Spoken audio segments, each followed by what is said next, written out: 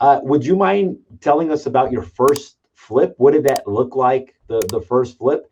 And then maybe you can transition into like some of the good things about flipping, and then maybe some of the not so good things about that you kind of learned into flipping and why you transitioned into the private lending.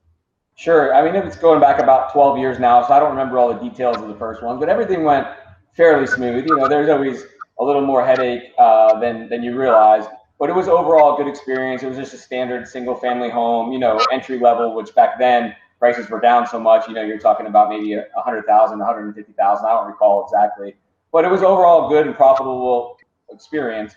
But the longer that you go on, we kind of how we transitioned into lending was we were looking for something with yield still, but not so much of the risk, because when you're again, when you are flipping properties, you're dollar for dollar on a profit or a loss. So if it needs a new roof that you didn't realize, and that's $12,000, or rewiring, or there could be some other events that where you really thought this is a home run, we're gonna make $30,000-$40,000, and you end up after paying any interest expense and insurance and all and property taxes, and sometimes it's not even your fault. It could be a contract that falls through.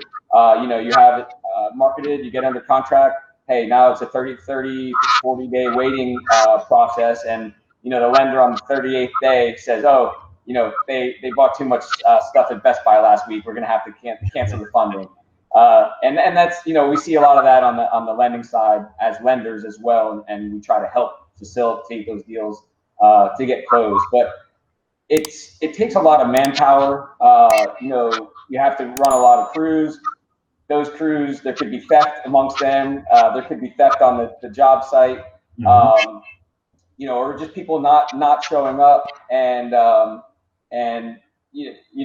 mismanaged, or any kind of scenario that could happen, play out on the job site.